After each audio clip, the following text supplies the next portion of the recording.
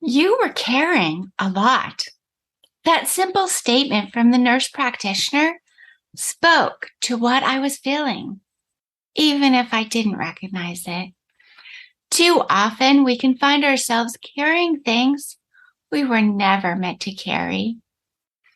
It's time to release your burdens and walk in the freedom of Christ. I'm Crystal Storms, an author and artist. Welcome to the Simplicity of Heart podcast. You're listening to episode 6. This is a podcast about cultivating the simplicity that is in Christ so we can move forward from a place of rest. If you struggle with overwhelm, weariness, or you just need the simple reminder that His grace is enough, you're in the right place for encouragement to rest in Christ. Listen in. I carried my Bible, coffee cup, breakfast bowl, and spoon, Minnie in my arms, and Laredo, my parrot, on my shoulder. Minnie is my dog. With my arms full, I missed the bottom step and fell straight to the floor. Thankfully, the only thing hurt, other than my pride, was my right big toe. X-rays revealed it to be only a sprain. After I listed off what I carried in my arms, the nurse practitioner's simple remark struck me. You were carrying a lot. So often what we carry can't be seen. Uneasiness over what may happen. Grief over others' burdens. Weighed down by it all. Maybe, like me, you need to hear. You're carrying a lot. F. W. Boreham knows the feeling. He writes, "The other evening I was staggering under a load that was heavy enough to crush half a dozen strong men. Out of sheer exhaustion, I put it down and had a good look at it.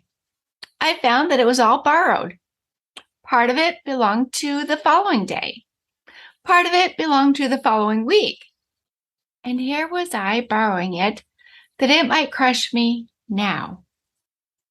It was a very stupid, but a very ancient blunder." I can relate. Some of what we carry is ours to bear. For that, God gives us grace and carries it with us if we allow Him to do so. But we can also carry things that were never meant for us. I want to offer you 3 questions to determine if what you're carrying is yours to bear. Am I borrowing burdens? Pondering what will happen when or if, wondering how I will manage an upcoming task or encounter. But worrying about tomorrow steals the peace of today. And doesn't each day have enough trouble of its own? As Jesus said in Matthew 6:34, "Therefore, do not worry about tomorrow, for tomorrow will worry about its own things. Sufficient for the day is its own trouble." 2. Am I taking on others' burdens? Loving God and loving others means offering practical help to those in need and bringing their burdens to God in prayer. As Paul writes in Galatians 6:2, "Bear one another's burdens and so fulfill the law of Christ." But we're not to be weighed down by others' burdens, just as we're not to be weighed down by our own burdens. Which brings me to the final question. Am I attempting to carry things that are too heavy for me? Things that can weigh me down are emotions that pierce my heart. Fear, anger, sadness, memories from my past, mistakes I've made, or things that have been done to me. In The Hiding Place, Corrie ten Boom shares what to do with those things that are too heavy. As a child, Corey loved to ride on the train with her father. Those one-on-one times allowed Corey to share her troubles. And on one such occasion, she asked, "Father, what is sexting?" It was a term she'd heard at school. But instead of answering her question, Corey's wise father asked her to carry his traveling case off the train. She tried with all her might to lift her father's case, but the case wouldn't budge. Finally, she gave up. Yes, he said, and it would be a pretty poor father who would ask his little girl to carry such a heavy load. It's the same way with knowledge. Such knowledge is too heavy for children.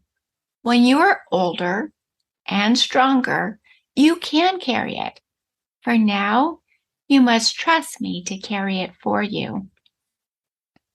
Corey writes, and I was satisfied, more than satisfied, wonderfully at peace. There were answers to this and all my hard questions. For now, I was content to leave at my father's keeping. I used to attempt to fill my arms and carry all the grocery bags into the house in one trip, calling myself the one-trip wonder. But more often than not, I was left with shoulders that ached long after the groceries were put away. I didn't have to carry it all alone. I learned I could avoid shoulder aches by making multiple trips. We don't have to carry our burdens alone. We have a good Father who carries us and our burdens too. Jesus calls us to come to me, all you who labor and are heavy laden, and I will give you rest. Take my yoke upon you and learn from me, for I am gentle and lowly in heart, and you will find rest for your souls. For my yoke is easy and my burden is light. What a powerful and sweet invitation.